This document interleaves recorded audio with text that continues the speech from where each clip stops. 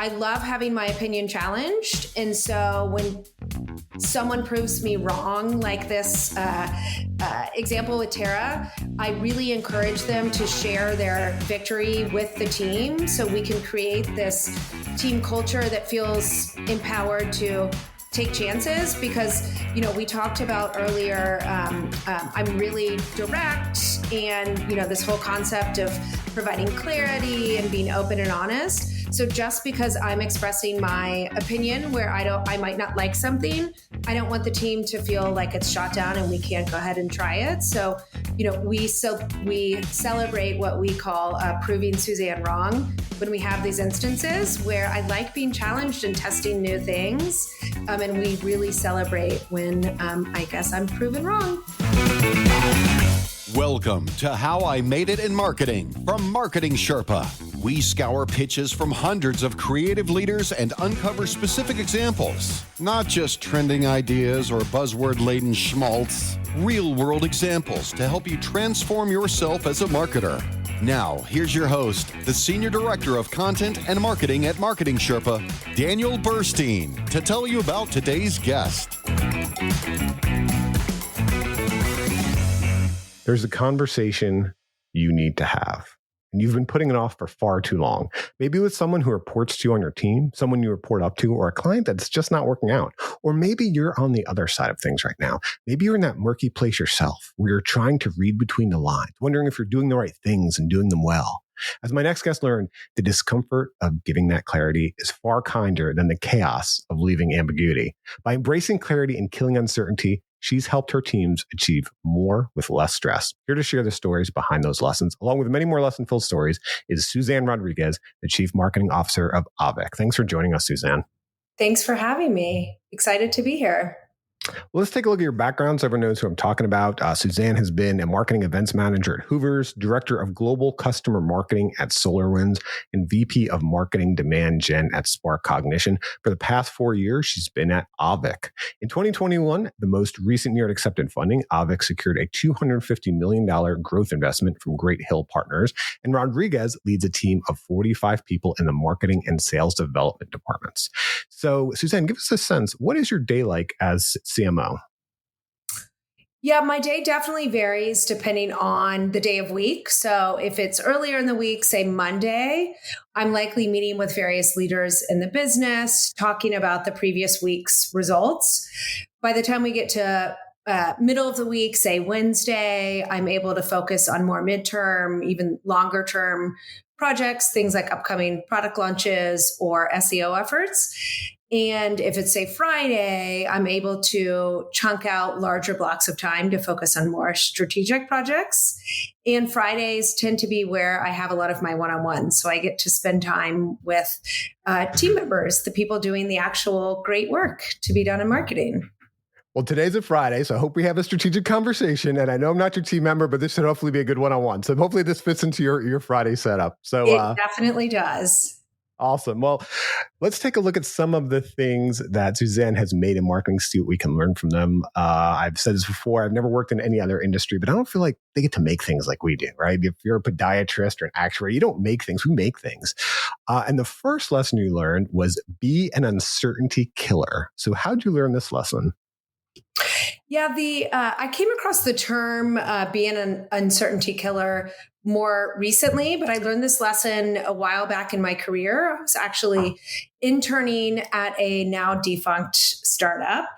And the founder came over to me at the time and was asking me about a particular project I was working on.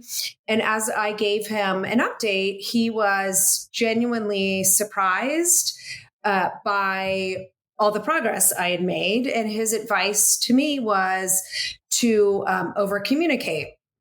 And in fact, he said, communicate to me. You're going to feel like you're over communicating. once you do that, do it again, really emphasize this over communication. And at first I was a little taken back because my personality is, if I say I'm going to do something, I do it. So I'm really well known for following through and doing the good work and doing what I commit to. But it occurred to me that he had no reason to know that, no reason to trust me. We had not yet built that relationship. And so, it was important for me to be able to reduce his uncertainty about my work so that I needed to proactively provide these status updates while we were developing our relationship. And, there's science behind this that people universally hate uncertainty. It makes them really uncomfortable. And so the idea here is that you're informing your stakeholders so well that they really will never have to ask for a status update, because that ask means they're uncertain and you're not providing enough information to give them certainty, which we know humans love. No, it's so true. So I wonder now, in your role, you talk about leading a team of 45, is there anything you've set up in both directions, like how you communicate with your team or how your team communicates with you? Because I love what you're saying. I think I've read research too before, like people would rather have bad news than no news, which is so funny to us. And, but there are so many things we can do also now with technology, with dashboards and all the like passive things. Because I know for me, I felt that way too. It's like, look, I get stuff done. I want to keep bugging people. Like, how much do you tell them? And when does it seem like bragging? And when's it too much?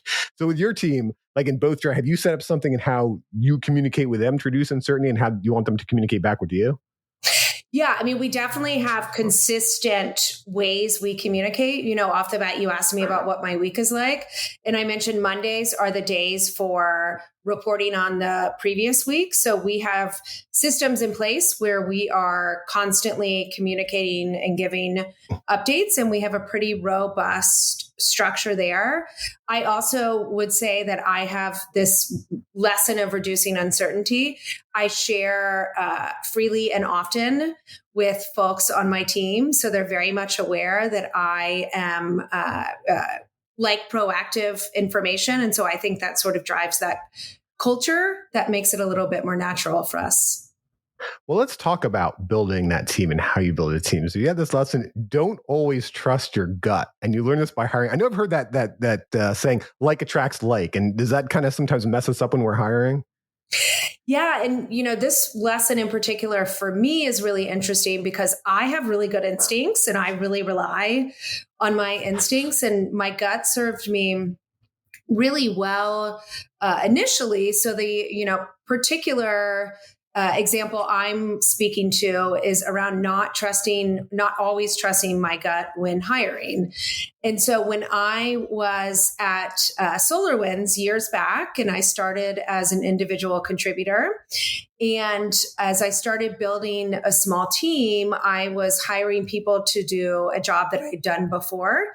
So relying on my gut made more sense. I knew what I was looking for. I knew how, this person might fit into team dynamics. But as the team grew and I started hiring more and more marketers, eventually getting to a team marketing 20 plus products in multiple regions, I realized that I was really just hiring mini me's or carbon copies of myself. And what I found is that, hiring people that would approach the role the same exact way I would was stifling creativity, and it really limited our approach to trying new things and trying to do things in new ways. And the lesson there is around diversity of thought and experience, which is I found critical to building a really high performing team. Yeah, I've heard if we all think alike, no one's thinking, right? And part of building that team is also you need those different skill sets. We need so many skill sets in marketing and sales to balance them out. But I like this don't always trust your gut, because I've heard the other lessons so much, the trust your gut lesson. So I just want to ask, can you give us examples? What are things it doesn't have to be hiring. What are things when you decide I'm going to trust my gut, right? Because for example, even I interviewed Aaron North, the chief marketing officer and commercial owner at Mint Mobile, on How I Made It Marketing. And one of his lessons was trust your gut. He had to learn that story because like when he was hired at Taco Bell, when he started working there, he said at Taco Bell, like it was a key leadership, I think, director role for him. And at some point he realized when he was coming on there, he mentioned like, oh, we should do a lobster taco. And they told him there is not enough lobster in the sea for Taco Bell to sell a lobster taco. And he realized at that moment, like the scale that he was dealing with. And it kind of froze him at some point because just how big the decisions were that he was making because of that scale, until his boss brought him in, was kind of trying to figure out what was going on, and said like, look, sometimes you have to trust your gut, right? And so I just wonder with that balance, I love hearing this, don't trust your gut, because we hear so much in the opposite direction. But what are the times when you're like, okay, I just have to trust my gut and go with this? Sure. And I would, my qualifier would be don't always trust your gut. I think trusting your gut comes from having confidence and experience in things you've done before. So trust me, I still rely on my instincts very often, particularly I've been doing marketing in this industry for a number of years and have seen different playbooks and, just have a sense of my instincts will tell me what will work or not. And when I say don't always trust your gut around hiring, it's that you've got to be able to bring in some sort of systematic way of doing things like hiring, just for making it fair and even-handed. So in no way am I saying I don't rely on my gut. I rely on my gut quite often. I just sometimes have to be more deliberate about bringing in more of a system as sort of a check. No, I hear you. And that is a very good point. But I'm like, what are the times when you feel like you can allow yourself to trust your gut? Just on the flip side, because like, for example, for me, like one of the times I just get this feeling in my gut when I'm in a meeting and people just make this assumption about the customer that they're just going to love this thing. Like that to me, I don't know, is a gut thing to like, just a gut thing to go against it, And I've heard like on the downside, sometimes like, oh, you're not being a team player. But on the upside, it's like, look, you got to advocate for the customer. And so I just wonder, like, are those things? Because I do agree with you about the hiring process. I think that is where a lot of us make a mistake. But there is always this balance in marketing where it's like, okay, the golden gut versus on this other side, there's this group of marketers where it's like, if we don't have reams of data, we're just not going to make any decision until we know. So I wonder, like, as you've grown in your career, I'm sure your scale has grown, your authority has grown, the team size you have has grown. We just can't have data for every decision. So where are you like, okay, like, I'm in Austin, Texas. We shoot from the hip sometimes. I don't know. And this is the time I'm going to do it. Do you have any experiences of that? Yeah. And, it's funny that you mention talking about a particular campaign that your gut just says is really good or not good, is that in my role, we're marketing to a highly, highly, highly technical user who I understand the user very well, but I don't necessarily have everything in common with this highly technical buyer. And we joke on my team about the more I like creative, the less likely it is to perform in a test. So it's about knowing when your gut is going to be instinctually wrong or not. And that's just because I'm not the technical buyer that's going to react to creative the same sort of way. But look, I can look at data from a campaign plans, campaign strategy, and just leverage years of experience where it's been there, done that. I am careful not to shoot things down immediately because, I have found I love to be proven wrong, and I love trying new things and be able to, take a different approach and test it out. But yeah, your gut is not always right.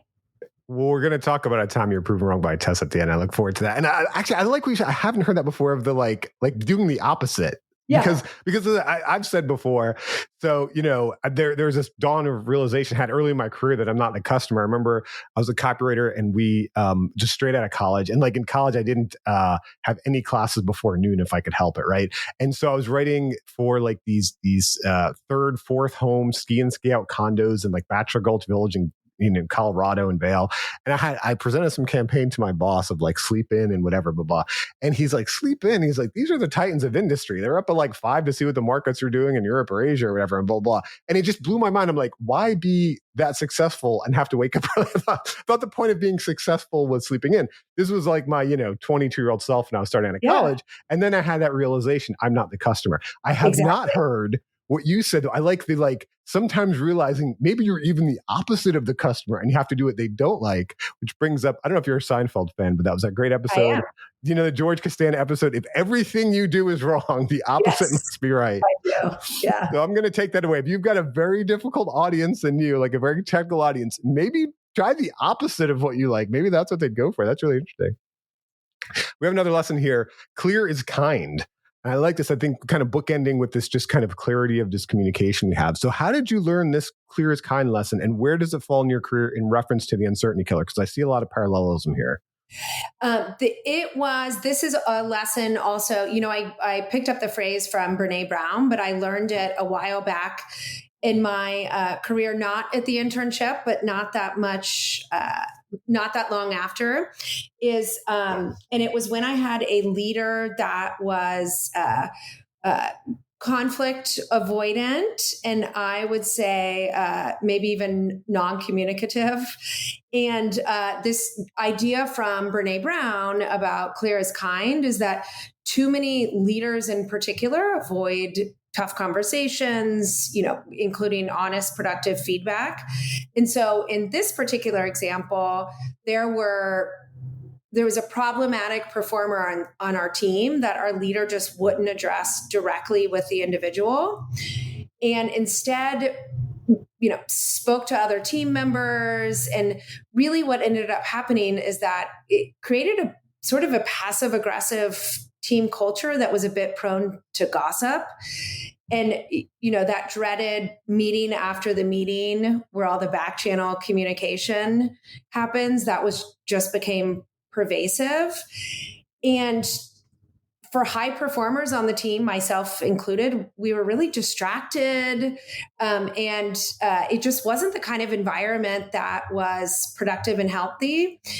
And the lesson I learned here is not just how important this clear feedback is for the individual, right? Because so you're not holding that person back from improving, but just as important is its impact on team dynamics. So I've really taken this lesson to heart about honest communication and, this emphasis on clarity, because I really believe it's what's critical for building that trust and engagement on a team. Again, the, hallmarks of high functioning teams.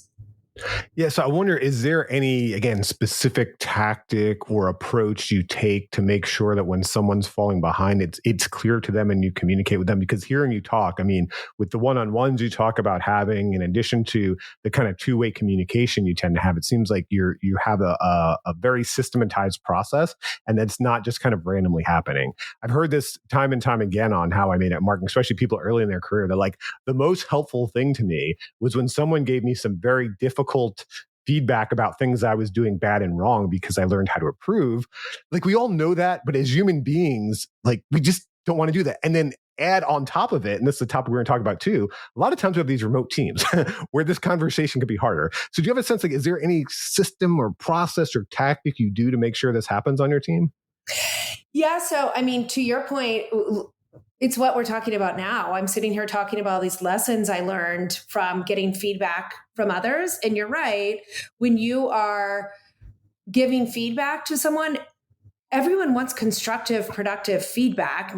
As much as you like to hear sort of attaboy, good job, it's not particularly helpful. And so I would say for me, it's just practice and building the habit. And what I find is that me doing this for others on the team helps, it makes it easy for others to mirror my behavior.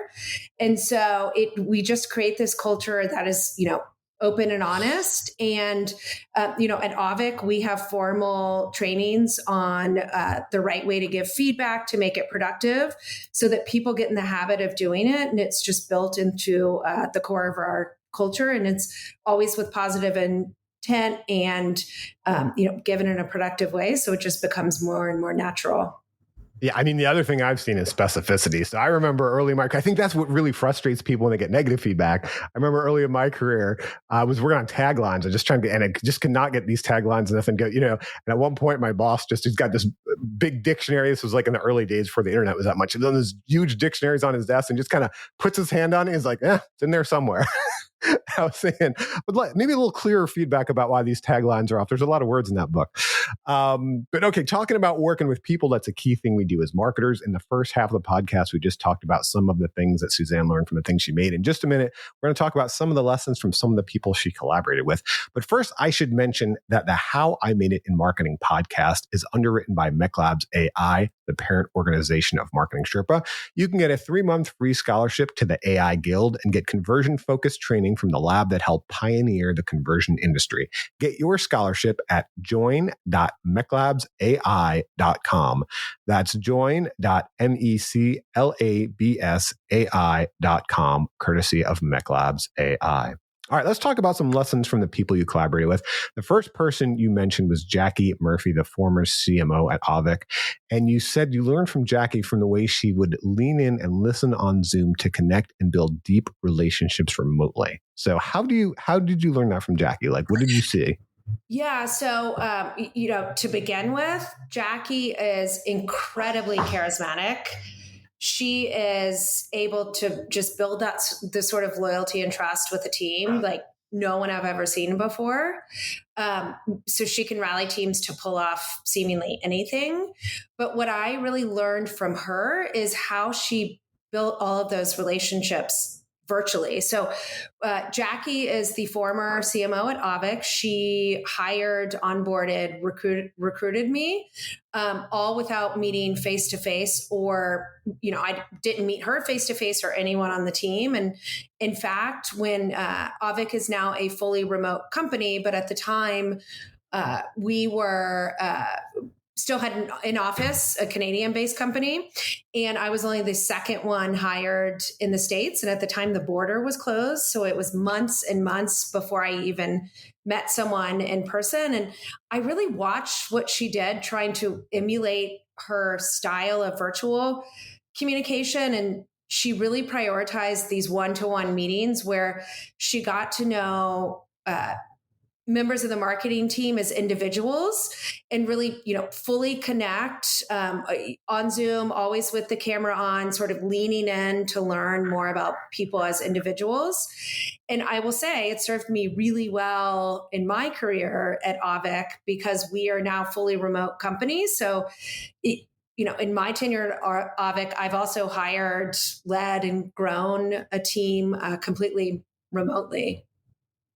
So I wonder, is building that relationship with your team remotely is important, but is building the remote relationship with your peers in the C-suite any different? So for example, when I interviewed Jean Hopkins, the Chief Revenue Officer of OneScreen AI, one of her key lessons was to build strong CFO relationships and, just with others in that C-suite too. And she told a story of, I think it was also working remotely during COVID, about how I think it was like the chief people officer or people ops officer had gotten sick. And so she just sent like a digital Grubhub, to him because they didn't all work in an office. You can't bring in chicken soup for someone. So she sent a, digital Grubhub gift card, and it made a lot of difference that, it helped build that relationship. Because I worry when we kind of move to these remote relationships, they become more transactional, right? You don't naturally go to lunch or talk over the water cooler, or, talk about the football game in the morning, whatever it is. So for you, we know we talked about building a relationship with your team. Has building the relationship with the rest of the C-suite been any different coming into Avik and working remotely? Yeah, so I'm cheating a little because in the C-suite, we do a really good job. We get together once a month in person, traveling to be able to form those relationships so that, gives us a bit of a head start. But the same principles apply in that, creating a personal relationship. So I am pretty much an open book. So I'm, an easy sharer. If not, my husband might say an oversharer. And so it's easy for me to come into a new relationship and be my, full authentic self. And I think just making those connections and getting to know people as humans, not just in a working relationship, whether it's C-suite, on your team, anyone, really, really helps. And again, cheating a little that at Avik, we do a really good job of getting together in person pretty regularly, just helps accelerate that. But there's no reason you can't do that completely virtual as well. Right. And part of that, whether it's your team or the rest of your peers, is knowing what else is going on in their life. And you mentioned a lesson you learned from Deandra Garibay, Director of Digital Content Management at USAA, to bring your best, most efficient self to the office every day to keep it moving. And part of that was because of she, like most of us, didn't just work. She also had a life. So how did you learn that lesson from Deandra? Yeah, Deandra. And, Deandra. I like to say, Deandra, the lesson I learned from her is just how to keep it moving. So I learned this lesson back when we were in an office, and I watched her, her ability to just accomplish so much in a single day. She's highly efficient, but super collaborative, friendly, approachable. And if you really watched her, she's just fast. She's fast in everything she does. She walks fast. She talks fast. She just moves fast. And you're right. She shared with me she had no other choice but to fit a lot of great work into a workday efficiently, because she had a kid at home to get home to. And when she got home to them, she wanted to be really present. And so the way she does that is showing up every day, ready to do great work and bring her best, most, efficient self to the office. And I will tell you, it served me well through the years. I now have 2 young kids at home, and it helps me always bring a lot of energy and, come to work every day, eager to do great work, and, just always keep it moving, keep things moving forward, has been a great lesson I learned from her.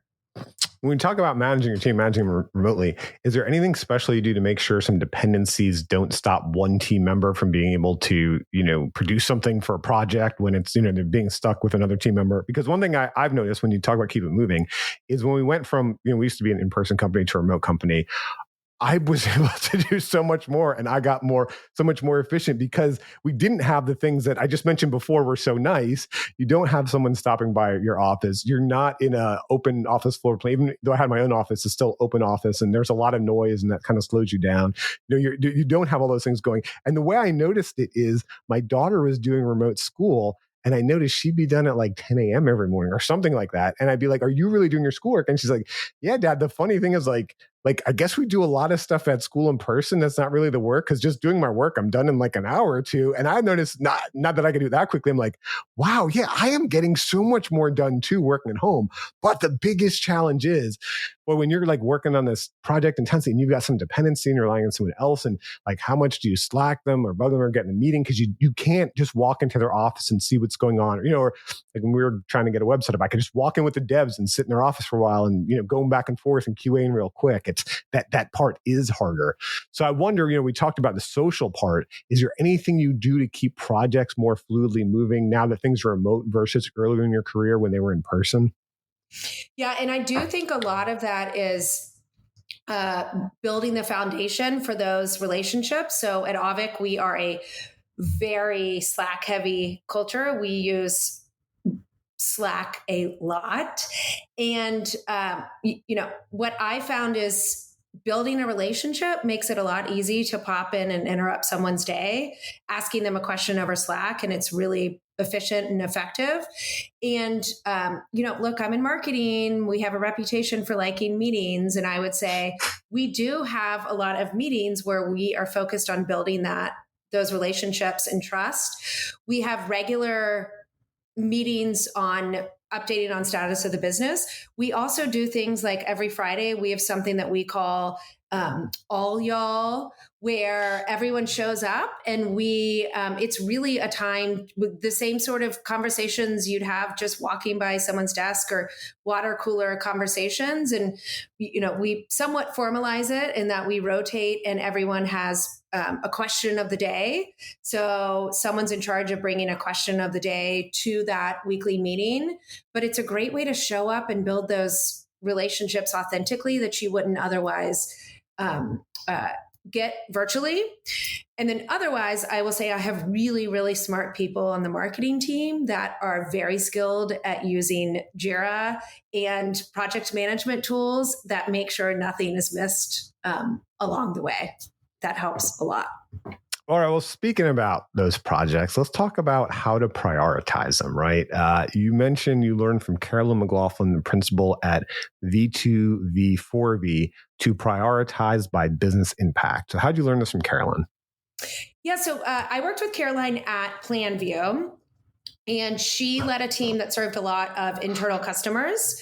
And I watched her just brilliantly juggle these competing demands for content and creative and copywriting. And she was very deliberate about how she prioritized the request. So she did so based on business impact, not who's asking first or asking the loudest or the most persistent and asking again and again, or quite frankly, even, the title of the person asking.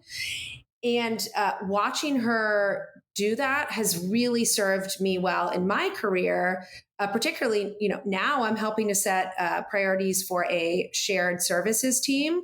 And so I think just making that your process from the get-go of decision making, it takes a lot of the noise and distraction out of it. And, folks just know that requests coming into the queue on your team are, determined by business impact, not by how many times you ask me the status of the project. Well, you mentioned you had a rubric for hiring, and I wonder if you have something similar for prioritization. Because, for example, when I've written about A/B testing prioritization, right? A/B testing is something where prioritization really matters a lot because it's almost like compound interest. Like, the order you test and when you get a lift, it can really kind of lead to bigger results down the line. There were specific factors we talk about. Yes, business impact was one that can be vague and you got to define it. But other things like, build time, run time, all of this have to kind of go in to decide how you prioritize. So I wonder for you, Suzanne, yes, we talk about business impact very generally, but is there anything you can break down for us, any type of rubric or process you do to actually prioritize? Yeah, so it's interesting you brought up website testing. Conversion rate optimization is a big priority for us. And what we've started doing is we have this, we are focused on what we're calling the big swings. We've done a lot of testing that ends in ties or really they're just not big enough swings to make an impact. And so we've formalized our testing calendar so that we are prioritizing big changes that have big impacts to have big results. It's exactly what you're saying, that, sort of it trickles down to every aspect. A small percentage point improvement in conversion has such an impact down the line. And it's probably a bit of that instinct that we talked about earlier about when to trust your gut, about knowing what is a risk worth taking, because it's a sort of using quotes here, it's a big enough swing that it is going to be impactful, and when it's worth taking that risk and when you need to be a little bit more guarded and deliberate. I'll say at Avik, our culture is really good at embracing risk and, being responsible. But as a marketing team, we are constantly trying new things. And we certainly are not a risk averse culture. Let's talk about that testing and trying new things, because you mentioned let your team take a chance on testing it and prove you wrong. And you learned this from working with Tara Warner, the Director of Demand Generation at Avik. So how did you learn this from Tara? It sounds like there was a really interesting test behind this lesson. Yeah. So I love to be proven wrong. And Tara on my team was super bullish about this new ebook program that I had really serious doubts about. Her theory was sound. The details around why I had a problem with it almost aren't important, but it was just something we tried before. And I would say my instincts were that it wasn't going to be successful. But, she wanted to launch this program, bringing in people with a problem where we would give them advice on how to solve it. And then they would use that interaction with Avik and consider us for solving the problem through automation.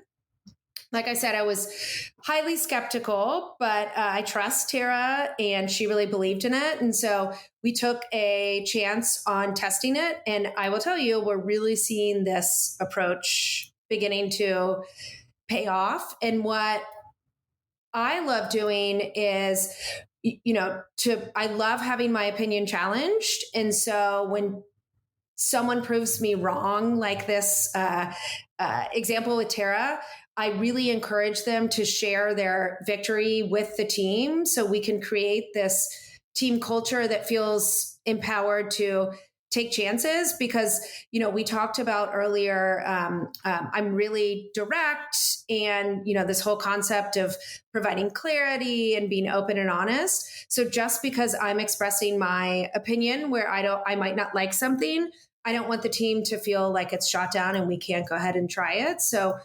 we celebrate what we call proving Suzanne wrong when we have these instances where I like being challenged and testing new things.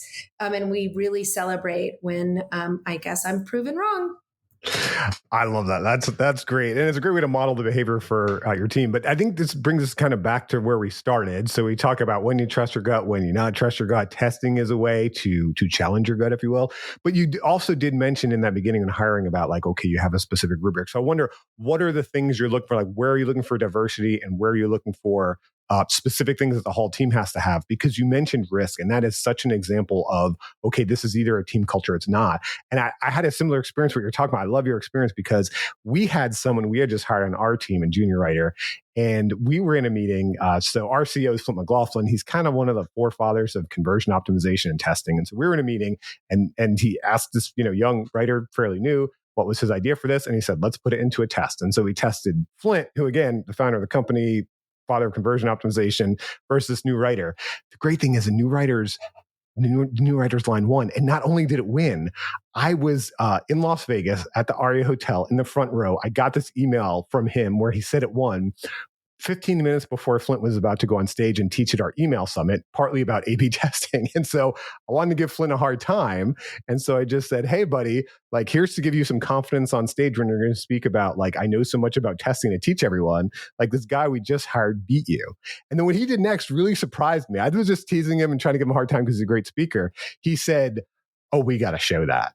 And so 15 minutes later, like, my email is up, and that was how we opened the whole summit in like front of 1,000 people. Like, I love like your example too. He was saying like, hey, this is testing. This is having people on your team. You really got to challenge your assumptions. So I love what you did there, but then it also brings around like what you were saying is like, there are some areas we want diversity, but I also think there are some things that's like, well, the whole team needs to have. So I wonder if we get back to your other rubric we talked about, your hiring rubric, and how you figure that out, how you kind of fit all the pieces together on that team. Yeah, absolutely. So certainly the rubric for hiring is varies based on the role, but I would say general characteristics that I'm looking for in marketers is, first and foremost, creativity. How can you be in marketing without being creative, and not just creative in the traditional sense, but finding creative, innovative solutions to age-old problems. And there's a balance of that creativity with also being analytical, because we talked a lot about testing, but you have to be able to put your creative ideas out there and have a way of speaking to whether your creativity produced results or not. And then I really go for that drive and winning spirit, this love of seeing a test win or seeing something through, or the thrill of delighting a customer, just that spirit combined with a desire for collaboration. And then I would say, bringing it all together with agility, right? Being able to move quickly and decisively in a fast-moving environment is a great fit for a marketer at Avik. And so there's this one same question I ask everyone at the end of How I Made It in Marketing. And I might have inadvertently just asked you it, and you might have answered it, but I want to ask it again just to see if there's anything we've overlooked. What are the key qualities of an effective marketer? It sounds like you outlined many of them there, but is there anything else you want to mention to let our audience know about? Yeah. I mean, the only thing that is I did not mention is I think you have to love what you do.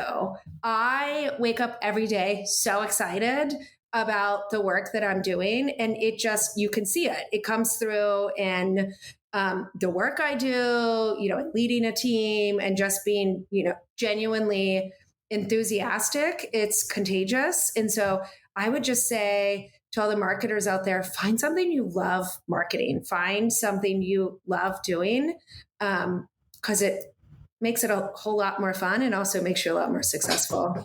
I gotta get underneath that and ask real quick too. You mentioned that you are so not this person that you're marketing to. So I wonder, a lot of times I think B2B is, I don't know a nice way to say it. We're in the attic, we're in the basement. You know what I mean? It's not, everyone thinks of when they get into marketing, it's going to be like Harley Davidson and Porsche and stuff. So, but I hear this passion coming through for you. So where is that passion coming from? If you mentioned like you're the opposite of this technical audience. Yeah. Well, just because I'm not, a network administrator that's super technical.